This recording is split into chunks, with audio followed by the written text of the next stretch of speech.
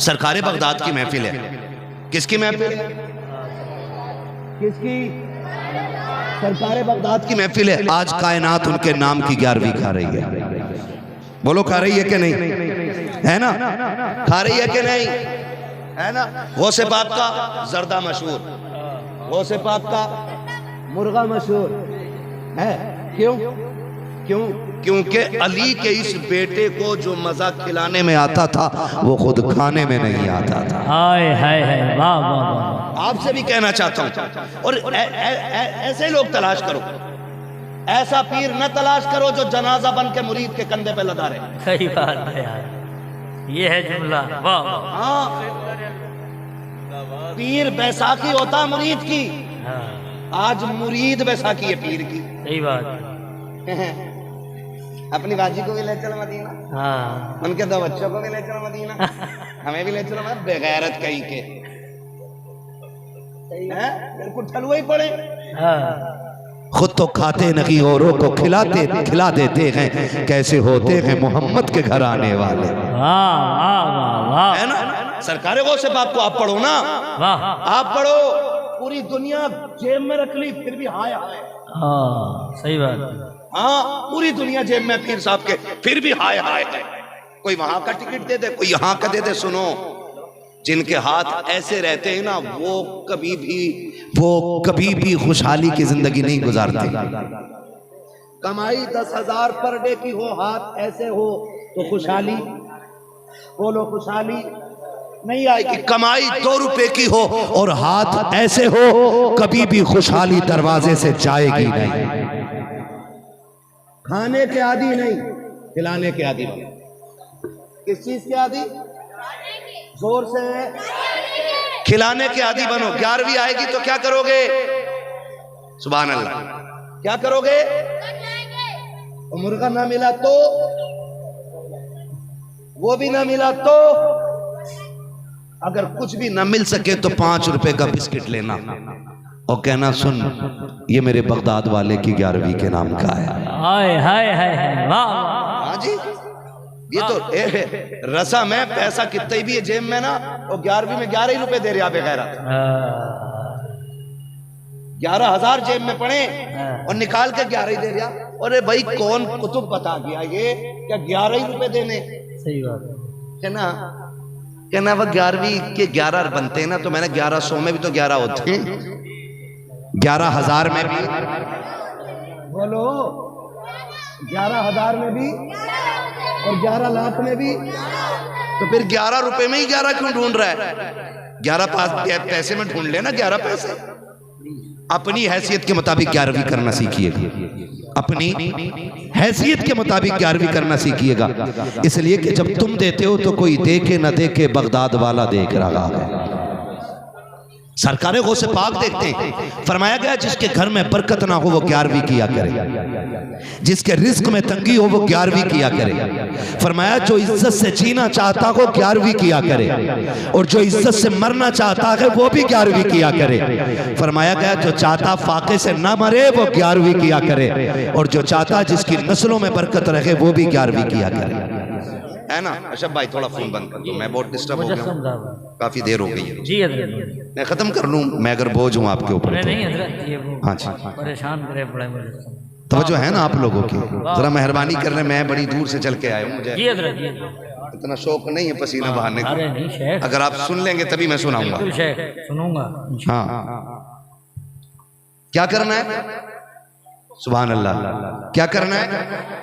क्या करना है? 11वीं करनी है। हाँ, और आज उनका मामला ये कि उनके नाम पे खिलाओ तो बरकत हो जाती है, और जो उनके दर पे खा के आता होगा उसको कितनी बरकतें मिल जाया। हाय हाय हाय, वाह वाह वाह, है ना? कितनी बरकतें मिल जाती होंगी। जरा सोचें और दिमाग लगाएं, अपनी जिंदगी ऐसी गुजारें। तो सरकार बगदाद ये बताना चाहते हैं कि बरकतें चाहते हो तो दस्तरखान में वुसअतें पैदा करो, वाह, दस्तरखान कुशादा करो। आज ना चलन बदल गए। पहले होता था मेहमान आएगा तो खाना खाएंगे, आज होता मेहमान चला जाएगा तो खाना खाएंगे। सही बात है। पहले जमींदारों से आप जाके पूछिए, किसी किसी घर में धान चावल होते थे, 4-5 बीघे में 1 कुंटल गेहूं निकलता था, आज 1 बीघे में 4 कुंटल गेहूं निकल रहा है। सही बात। लेकिन फिर भी हाय हाय बरकत बरकत बोलो नहीं है ना। क्यों? क्योंकि पहले तो गेहूं भी कम होते थे लेकिन हाथ नहीं फैलाते थे, चावल कम होते थे हाथ नहीं फैलाते थे। आज घर में सब कुछ है लेकिन बरकतें रूठ गई हैं। वजह सिर्फ इतनी है कि पहले के लोग अकेले नहीं खाया करते थे बल्कि मेहमान को साथ बैठा करके खिलाया करते थे। अपने दस्तरखान इतने वसी रखते थे कि उनके दरवाजे से कोई खाली नहीं जाया करता था। आज का मामला ये है, आज के हालात ये है, हमारे घरों की कंडीशन ये है कि हम दस्तरखान पे बैठ जाएं, कुत्ता घर के अंदर आ जाए तो हम पहले कुत्ते को मारते हैं, उसके बाद खाना खाने के लिए बैठा करते हैं। मैं आपसे कहना चाहता हूं प्यारे, अगर घरों में बरकतें चाहते हो तो सुनो, घर में किसी न किसी को खाना खिलाया करो। कोई ना कोई मेहमान रखना चाहिए। अगर कोई इंसान ना मिल सके तो परिंदों को खिला दिया करो, अगर परिंदे ना मिल सके तो और जानवरों को खिला दिया करो, अगर वो भी ना मिल सके तो मुट्ठी भर लेकर के मिट्टी की चीजें चूटी के दरवाजे पे उनके बिलों पे जाकर डाल दिया करो। अगर वो भी ना मिल सके तो दरिया में जाकर के मछलियों को खिला दिया करो, इसलिए कि अगर तुम खाओगे तो गंदगी बन जाता है। अगर अल्लाह की मखलूक खाती है तो वो दुआएं बन के अल्लाह के अर्शों से जाकर टकरा जाए। खिलाएंगे इंशाअल्लाह। ये गौसे पाक का ये पैगाम है, ये याद रखिएगा। और अपने दरवाजे पे कभी कुत्तों को मारिएगा नहीं, मारिएगा डरा धमका के हटा दो। खाने के टाइम तो यार आधी रोटी आपने कुत्ते को डाल दी तो आपका क्या चला गया? कुछ चला जाएगा? हो सकता है तुम कुत्ते को आधी रोटी डालो और वो तुम्हारी आधी रोटी खाए, उसका कलेजा ठंडा हो, फिर तुम्हारी नस्लों के रिज़्क़ का इंतजाम कर दिया जाए। ये भी तो हो सकता है ना, ये भी तो हो सकता है। खुद खाने से बेहतर है दूसरों को खिलाना। अपनी जिंदगी में ये मामूल रखिएगा, ये मामूल रखिएगा। ऐसे ही गौसे पाक बड़े पीर नहीं है, ऐसे ही नहीं है। आज तो माफ कीजिएगा, हम ना इतने खुद गर्ज हो गए कि कोई रिश्तेदार बीमार हो जाए ना फोन बंद कर लेते हैं कि कहीं पैसे उधार ना मांग ले। ऐसे ही करते हैं ना, 99% ऐसे ही होता है। रिश्तेदार बीमार हो जाए ना फोन बंद, पैसे ना मांग ले। सगी बहन आके भाई के दरवाजे पे खड़े होकर रोके कहती भैया मेरे बेटे को डॉक्टर ने खून मांगा है, चल के खून दे दो ना। तो अभी भैया कुछ नहीं बोलता, भाभी बेहोश होके गिरने लगती, हाय तेरे भैया में तो कुछ है ही नहीं। सही बात। वो पहले मर जाती है। सगी बहन दरवाजे पे आई खड़ी है, उसके बेटे की जिंदगी का सवाल है। और सगी बहन दरवाजे पे खड़ी है, 4 पैसे के लिए भाभियां रो के दिखाती हैं। कितने भाई धक्के दे के भगा देते, ना ना कुछ नहीं है तेरा, तू ले जा चुकी है। सुन, जब बहनें दरवाजों से रोती हुई लौटती हैं ना तो सिर्फ बहनें नहीं लौटा करती हैं, खुदा की रहमतें लौट जाया करती हैं। अल्लाह ने दिया है ना। वो दरवाजे पे कोई आया है साहिल बन के, तेरा रिश्तेदार है, तेरे ताल्लुकात में मदद के लिए आया है, हाथ पीछे न कर, शुक्र अदा करके रब ने उसे तेरे दरवाजे पे भेजा है, तुझे उसके दरवाजे पे नहीं भेजा है। वरना चाहता तो वो तुझे भी तो भेज सकता था उसके दरवाजे पे।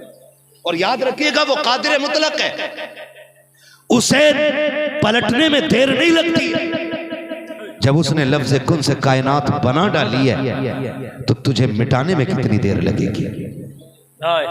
कभी ये भी सोच लिया करो, दरवाजे पे सगे आ जाते हैं, हम गेट बंद कर लेते हैं, हम अपनों के काम नहीं आते, फिर कहते हैं ये बीमारी लगी है ठीक नहीं हो रहा हो, वो बीमारी लगी है ठीक नहीं हो रहा हो। सुन और खोल के सुन ले प्यारे, जो बीमारियां दवाओं से नहीं जाया करती, खुदा की कसम वो अपनों की दुआओं से चली जाया। दुआओं के आदि बनो, दुआओं के, ऐसे नहीं दुआओं के आदि बनो, दवाओं के आदि ना बनो, ना बनिएगा। तुम्हें बताऊं दुआओं में कितना असर है, बता दूं? जरा कह दें या रसूल अल्लाह, या रसूल अल्लाह। जितने सुनना चाहते हो और जोर से बोलते हैं या रसूल अल्लाह। आपकी मोहब्बतों पे कुर्बान जाऊं, इतनी रात गए बैठे हो।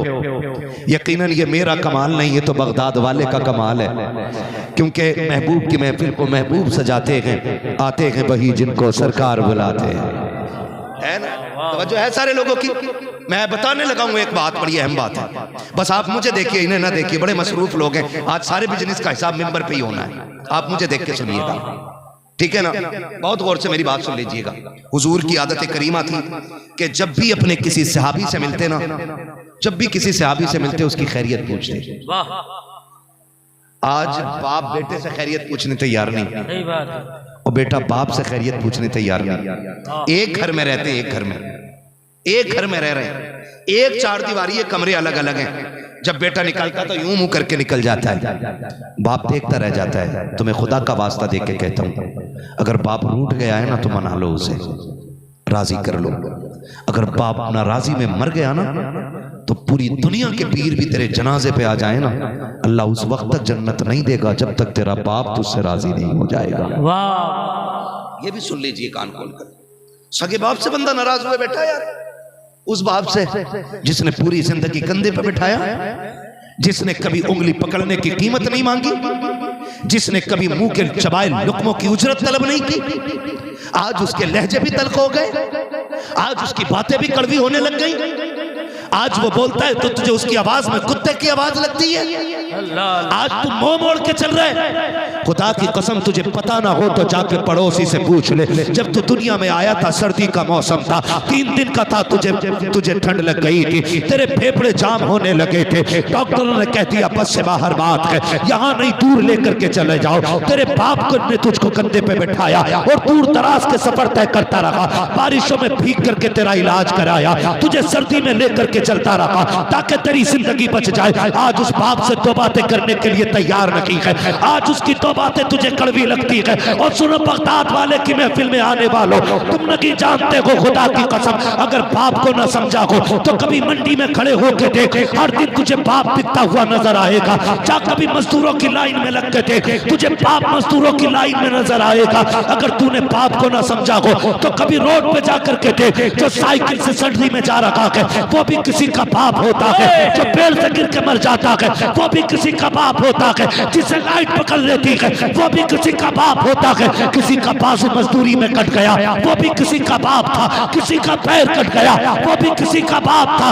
सुन, अगर बाप तेरे लिए इतना कर सकता है तो तू ऐलान कर दे कि मेरा बाप अगर जान भी मांगेगा तो जान भी दे दूंगा, फिर भी ये कहूंगा कि हक को ये कहे कि हक अता ना हो। हाय हाय, वाह वाह वाह वाह वाह वाह, हक के खिताबत भाई मुफ्ती साहब, हक के खिताबत करो, हर शख्स अपने बाप की कदर करे। बेशक बड़ी दौलत होती है बाप, आज है तो कदर नहीं है, आज है तो कदर नहीं है, कल नहीं होगा ना तब एहसास होगा।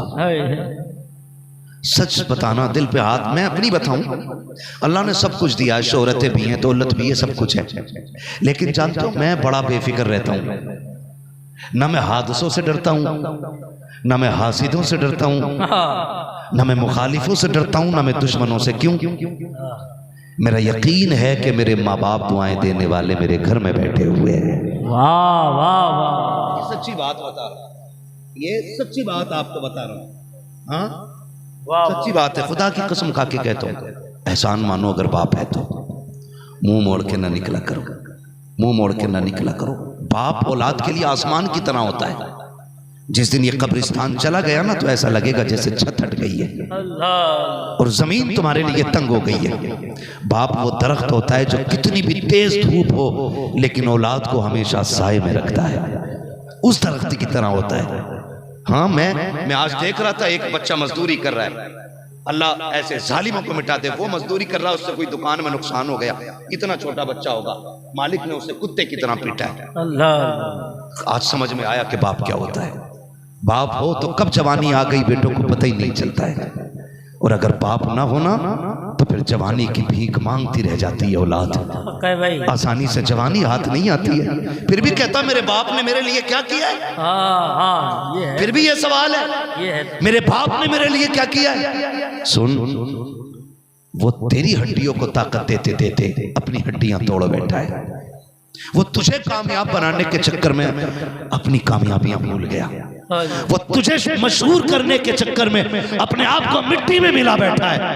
हाँ, और आज तू पूछता तूने मेरे लिए क्या किया। मैं तो कहता हूँ खुदा की कसम, ये पगड़ी मेरी वजह से नहीं, मेरे बाप की मेहनत की वजह से मेरे सर पे आई है। हाँ, मेरे बाप की वजह से आई है। ये जुब्बे, ये दस्तार, ये इज्जत है, ये शोहरत है, मैं इसका हकदार नहीं, ये तो मेरे बाप की दुआओं के सदक़े में मिली है। अल्लाह ने बाप दिया है ना तो कदर कर लो, नहीं होगा तो रोना आएगा। बताओ क्या नहीं था मेरे नबी के पास, क्या नहीं था? अबू बकर जैसा यार भी है, उमर जैसा वफादार भी है, उस्मान जैसा आशिक भी है, अली जैसा तलवार चलाने वाला मर्द मुजाहिद भी है। क्या कमी थी मेरे नबी के पास? कोई कमी नहीं ना।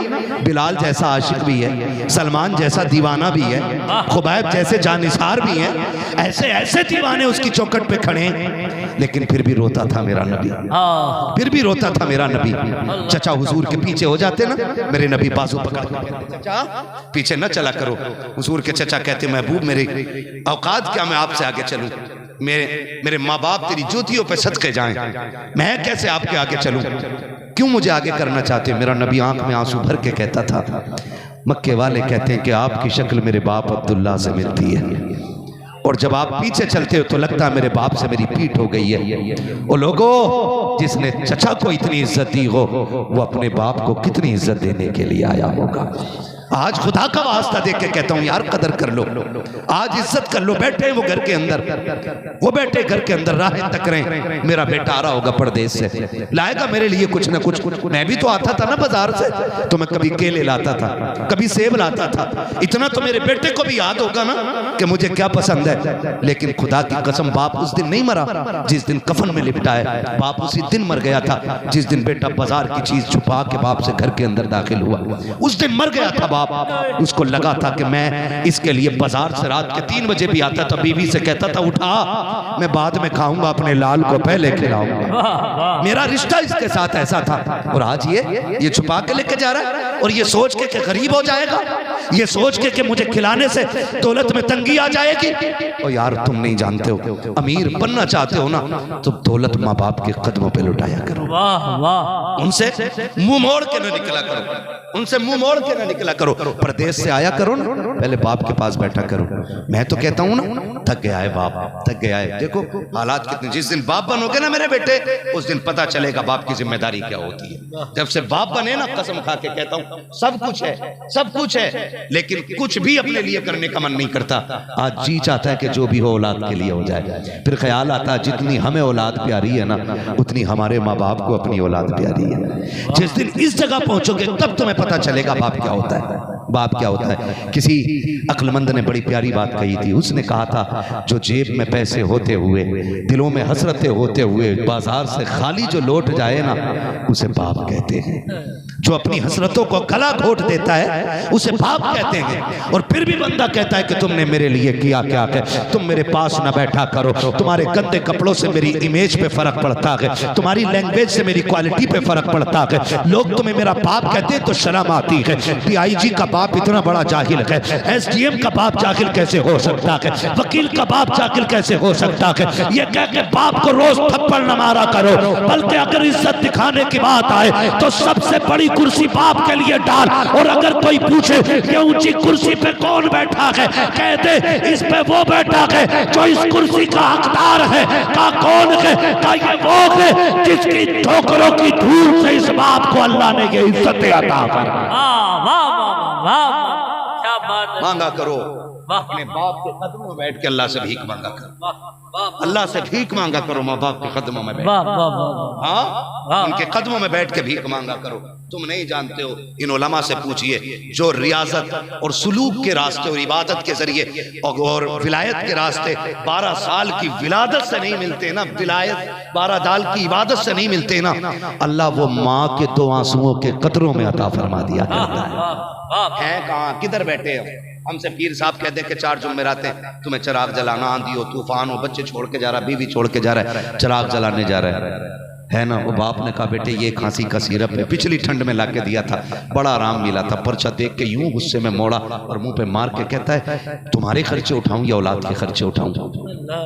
डरो अल्लाह से, डरो अल्लाह से, ना कहा करो बाप से कि तुम्हारा खर्चा उठाने का मेरे पास वक्त नहीं, मत कहा करो।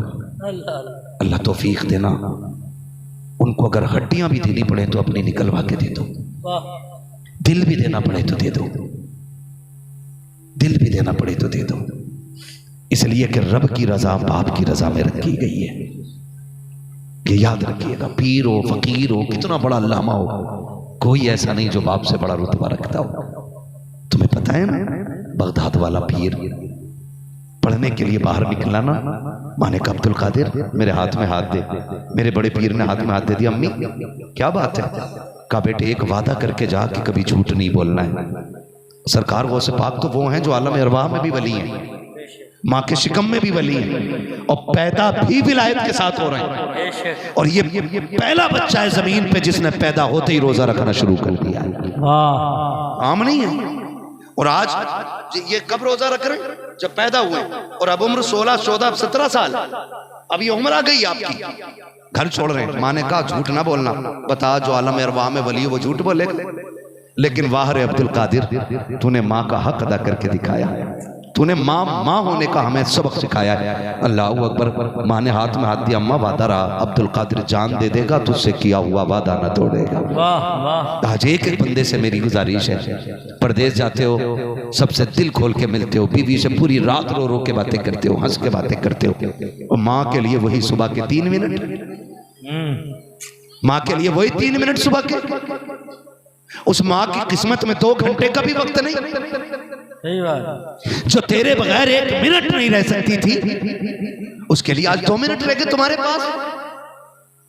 आए दरवाजे पे वो रोती हुई आई, बेटे आ एक बार माँ के सीने से भी लग जा। जितनी तेरी बीवी तेरे लिए तड़पती है ना, उससे कहीं ज्यादा मेरा दिल तड़पता है तेरे लिए। वो कहती बेटे डर के, बेटे बहू से डर के माँ कहती है बेटे फोन कर लिया कर। आज माँ को डर के कहना पड़ रहा है बेटे फोन कर लिया कर। इन्होंने कहा हाँ मैं कर लूंगा। तुम नहीं जानते हो, लोग ईद का चांद इतने लोग ईद का चांद इतनी शिद्दत से नहीं देखते जिस शिद्दत से माँ बेटे के फोन का इंतजार करती है। और तुम माँ से कह के चले गए मैं करूंगा फोन, अम्मी मेरा फोन आएगा देख, मैं जाकर शाम को बताऊंगा मैं पहुंच गया हूं। माँ फोन रखे रखे बैठी रह गई, पूरी रात गुजर गई, लेकिन 1 घंटे तक न बच सकी उसके फोन की। वो उठा के घुमा के देखती रही, कहीं फोन तो खराब नहीं हो गया, कहीं इसकी बैटरी तो डाउन नहीं हो गई। और तुम रात भर अपनी बीवी को जुलेखा बना करके जिंदगी की, उससे रात भर कुलाबे करते रहे। तुझे क्या पता माँ क्या होती है? काश तूने कभी माँ की जुदाई का एहसास किया होता। आज तुझे बताऊं मेरा नबी है, अभी दुनिया में जलवागर नहीं हुए हैं कि बाप का इंतकाल हो जाता है, अभी पैदा हो रहे हैं। हलीमा सादिया लेके चली जा रही है, 4 साल के बाद वापस पलटे हैं। 2 साल माँ के साथ रहने का शरफ मिला है। उसी 2 साल के अंदर अपनी वालिदा के साथ अपने ननिहाल मेरे नबी जा रहे हैं। वापसी में आते हुए वालिदा की तबीयत खराब हो गई। काफिले वालों ने कहा था आमीना बताओ तो सही साथ चलना है या तुम्हें ठहरना है। हजरत हलीम हजरत आमीना ने काफिले की तरफ देखा, दूसरी बार रो करके अपने बेटे मोहम्मद की तरफ देखा और कहा था काफिले वालों मैं तो चलने की ताकत नहीं रखती हूँ, जाओ तुम चले जाओ, तुम्हें सफर मुबारक हो। ये कह के हजरत आमीना ने काफिले को रुखसत किया। आज तुझे बताऊं बेबसी किसे कहते हैं, आज देख बेकसी किसे कहते हैं, आज देख तन्हाई का मतलब क्या होता है, आज तुझे बताऊं जुदाई किसे कहते हैं। मेरे नबी के बचपन का जमाना है, उम्र शरीफ सरकार की 6 साल है, अम्मी की तबीयत खराब है, काफिला जाने लगा है, सूरज छुपने लगा है। मेरा नबी कभी सूरज को देखता है, कभी जाते हुए काफिले को देखता है, कभी माँ को देख के रोने लग जाते हैं। माँ ने कहा था शहजादे क्या बात है? अम्मी काफिला जा रहा है, जंगल के तन्हाई है, कोई दूर दूर तक यार मददगार नहीं है, अम्मी क्या बनेगा? कहा बेटे आ मेरे सीने से लग जा। सरकार की अम्मी ने सरकार को सीने से लगाया। जरा सोच तो सही उस आमीना का मुकद्दर क्या रहा होगा जिसने मेरे नबी को सीने से लगाया। अबे मेरा नबी तो वो है जो अर्शों से गुजरे तो अर्श की महराज हो जाती है, अगर बैतुल मुकद्दस से गुजरे तो नबियों की इमामत करता है। बता उस आमीना का मुकद्दर क्या होगा जिसने गोद में लेके मेरे नबी को झूले झुलाए। जिंदाबाद जिंदाबाद। माँ क्या होती है? हुजूर बैठे अम्मी क्या बनना है? हक के खिताब ना सुना ना, वाह भाई वाह। बेटे को सीने से लगाया, कुछ सोच रही है। माँ तो माँ होती है, माँ तो बहुत अच्छा माँ होती है। तुम 7 समंदर पार रहो, माँ पलिया में हो, माँ निगासन में हो, माँ कहीं भी हो, तुम 7 समंदर पार हो। तुम टेक्नोलॉजी के अंदर बैठे हो, माँ मिट्टी पे बैठी है। कसम खा के कहता हूं पेट में दर्द तेरे हो तू इतना बेचैन नहीं होता जितनी बेचैन 7 समंदर पार माँ हो जाया करती है। हाँ, जितनी बेचैन 7 समंदर पार माँ हो जाया करती है। और सुनो लोगों सुनो, दुनिया में सेठ कहने वाले, ठेकेदार कहने वाले, जमींदार कहने वाले हजार मिलेंगे, लेकिन नाम लेके बेटा कहने वाला माँ बाप के अलावा कोई दूसरा नहीं मिलने वाला है। तरस जाओगे इस जुमले को अगर ये चले गए तो, तरस जाओगे। इसलिए खुदा मेरा नबी बैठा है, हुजूर की आंखों में आंसू है। नबी की अम्मी ने यूं बाजू फैलाया, आ मेरे सीने से लग जा, तूने सौबिया से लोरियां ली हैं, तूने शीमा से लोरियां सुनी है, तूने हलीमा से लोरियां सुनी है, आज आखिरी बार आमिना की लोरियां ले सुन ले। हुजूर दौड़े, माँ के सीने से लग गए। अजीब कयामत थी, अजीब कयामत थी। मेरा नबी रोया, मातब की देख के कह रही है, न रो मेरे लाल, न रो, अल्लाह ने तुझे बड़ी शान अता की है। जब तू दुनिया में आया था ना, तो मैंने सुना था कोई कह रहा था, वो आ गया है जिसकी ज़माने में निराली शान होनी है कि कायनात को इसका गुलाम बनाया जाएगा और इसको कायनात का इमाम बनाया जाएगा। बेटे तुझे अल्लाह ने बड़ी शानें दी हैं, बड़ी शानें दी हैं। बेटे हर नई चीज़ को पुराना होना है, हर आने वाले को चला जाना है, हर बका के लिए फना है। बेटे सब चले जाएंगे, लेकिन जानते हो ये कहते कहते ना हज़रत उम्मे ऐमन चुप हो गई, चुप हो गई। फिर होश आया, फिर आपने हज़रत शीमा को आवाज़ दी, उम्मे ऐमन को आवाज़ दी, कहा कि उम्मे ऐमन, कहा जी, कहा ज़रा करीब आओ। हुजूर का हाथ पकड़ के उनके हाथ में दिया, कहा आज से मेरा लाल तेरे हवाले है, आज से मेरा लाल तेरे हवाले। और तारीख 7 जुमले कहे थे नबी की अम्मी ने, एक एक बंदा जरा दिल पे हाथ रख के सुने। मेरे नबी की अम्मी ने कहा था, उम्मे ऐमन याद रखना, मेरे बाद मेरा लाल दीवार से लग के नहीं रोना चाहिए, इसलिए कि जब माएँ चली जाती हैं तो बेटे दीवार से लग के रोया करते हैं, फिर आंसू पोंछने के लिए दुपट्टे नसीब नहीं होते। उम्मे ऐमन मेरे बेटे को कभी दीवार से लग के ना रोने देना। सुन, अगर ये दीवार से लग के रोया तो आमिना की रूह तड़प जाएगी। ये कहते कहते हजरत आमिना चुप हो गई। मेरे नबी ने देखा माँ कुछ बोलती नहीं, तो माँ होती है ना। हुजूर ने देखा माँ की सांसें रुक गई हैं, फिर ये आवाज हमेशा के लिए उस वादी में खामोश हो गई, सांसों की माला टूट गई और फिर धड़कनों ने साथ छोड़ा। नबी की अम्मी हमेशा के लिए खामोश।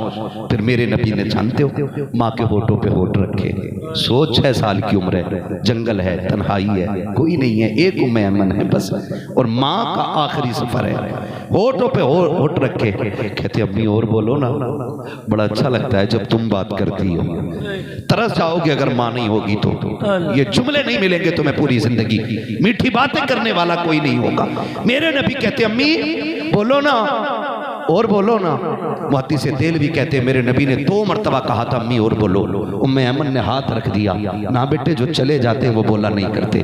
मुहद्दिस से तेल भी फरमाते हैं अगर 3री मरतबा नबी कह देते ना अम्मी और बोलो तो मलकुल मौत को रूह लौटानी पड़ जाती, नबी की अम्मी को बोलना पड़ जाता, इसलिए कि तुम्हारे मुंह से जो निकली वो बात होके रही। काफिर हुजूर को लेके उम्मे ऐमन फरमाती कि मैंने जिंदगी में कभी ऐसा कोई बच्चा नहीं देखा जिसने इस उम्र में अपनी माँ की कब्र बनाई हो। हुजूर छोटे छोटे हाथों से पत्थर उठा के रखते, माँ की कब्र बनाए जाते, रोते जाते, माँ की कब्र बनाते जाते। कहते मैं हुजूर को जब लेके चली, जब ढाल से नीचे उतरी मैंने हाथ छोड़ दिया, नीचे आके देखा, पीछे देखा हुजूर नहीं थे। कहा मैं डर गई, कोई दरिंदा तो नहीं ले गया उठा के, यहाँ शेर है, चीते हैं, जंगल है, कोई ले तो नहीं गया। फरमाती कि मैं ये सोच करके परेशान थी, मैं पीछे दौड़ी, क्या देखा कि मेरा नबी माँ की कब्र से लिपट के रो रहा था। ओ यार माँ की कब्रों पे जाया करो, हम तो दफन करके उनके निशान भी भुला देते हैं, हम तो परसी और 40वें तक माँ बाप को याद रखते हैं। तुम नहीं जानते हो जब तक तुम जिंदा रहते हो तुम्हारी माँ बाप को कब्रों में तुम्हारा इंतजार रहता है। हर जुमे को जाया करो माँ बाप की कब्र पे, उनसे नाराज ना हुआ करो, अपनों से मुंह ना मोड़ा करो, अपनों से रूठा ना करो, अपनों को ताने ना दिया करो, माँ के किए हुए वादे पूरे किया करो, माँ से कभी झूठ ना बोलना। मेरा बड़ा पीर कहता अम्मी झूठ नहीं बोलना है। सरकारे गौसे पाक आगे गए, चोर मिल गए, सबको लूटा, सबको पता है। आखिर में बगदाद वाले से पूछा तुम पे कुछ है? कहा हाँ। का क्या? 40 सिक्के सोने के। किधर है? का सदरी में। का सदरी में किधर? का मेरी माँ ने रख के सिल दिए थे। का किधर है? कहा सिलाई तोड़ो। सिलाई तोड़ी, 40 सिक्के गिरे। डाकुओं के सरदार ने कहा अजीब बच्चा है, अपनी दौलत खुद बता के दे गया, झूठ भी तो बोल सकता था। कहा ना। कहा क्योंकि मैं घर से चला था ना तो मेरी माँ ने हाथ पकड़ के कहा था अब्दुल कादिर झूठ नहीं बोलना है। कहा मैं माँ से वादा करके आया था। कहा तू 40 सिक्कों की बात करता है, माँ के लिए तो मैं पूरी जिंदगी लौटाने के लिए तैयार हूँ। इस जुमले पे चीख निकली डाकुओं के सरदार की। उसने कहा कि तू अब्दुल कादिर बच्चा हो के माँ का वफादार है, हम बंदे हो के खुदा के वफादार न रह सके। कब हाथ बढ़ा दे, हमें भी तौबा करा के अल्लाह वालों में शामिल फरमा दे। जब सरदार ने इतना कहा, पीछे से 39 उसके शागिर्द आए। कहा उस्ताद जी जब चोरी साथ में की है तो जन्नत में भी साथ में जाना है, अकेले तुम नहीं हमें भी जाएंगे। ये पहली जमात थी जो बगदाद वाले के हाथ पे तौबा करके वली बनती नजर आ रही। वाह वाह वाह। आपसे गुजारिश है अपने परिवार के साथ वफा करें, अपने खानदान के साथ वफा करें, अपने रिश्तेदारों के साथ वफा करें और उनकी इज्जत किया करें। किसी को दौलत का गुरूर न दिखाना। अल्लाह ने अगर पैसा दिया तो खर्च करने की भी आदत डालो। कमाना बुरी बात नहीं है, इतना कमाओ नौजवानों, इतना कमाओ कि तुम किसी पे बोझ न रह सको, बल्कि इतने बड़े बन जाओ कि तुम दूसरों का बोझ उठाना शुरू कर दो। इस्लाम कमाने से रोकता कमाइए, हलाल कमाइए और इतना कमाइए कि दूसरों के काम आने लग जाओ। कमाएंगे इंशाअल्लाह। फरमाएगा या अय्युहल्लज़ीना आमनुत्तकुल्लाह वकुनू मास्सादिकीन, ईमान वालों अल्लाह से डरो और सच्चों के साथ हो जाओ। डरने का मतलब यह है जो हुक्म दिया गया है उसकी पाबंदी की जाए, जिससे मना किया गया है उससे रुक जाओ। और जब नेकियां ये फराइज व वाजिबात पूरे हो चले, फरमाया फिर अब क्या करना है? का वकुनू मास्सादिकीन, अब सच्चों की जमात में शामिल हो जाओ। किसी अल्लाह वाले का दामन थाम लो, ऐसे का थाम लो कि जो तुम्हारा हाथ पकड़े और मदीने वाले से लाके मिला दे। ऐसे शख्स का हाथ थामना है। अब मुकद्दर के धनी हम लोग, हमारे बीच में आले नबी औलादे अली हुजूर से ये शाहिद मियाँ की आमद हुई है। अगर कोई ये चाहता है कि शरफ़े बैत भी हासिल करे, हज़रत से मुरीद भी हो जाए, तो मौका बड़ा सुनहरा है। पीर भी है साथ सैयद भी है।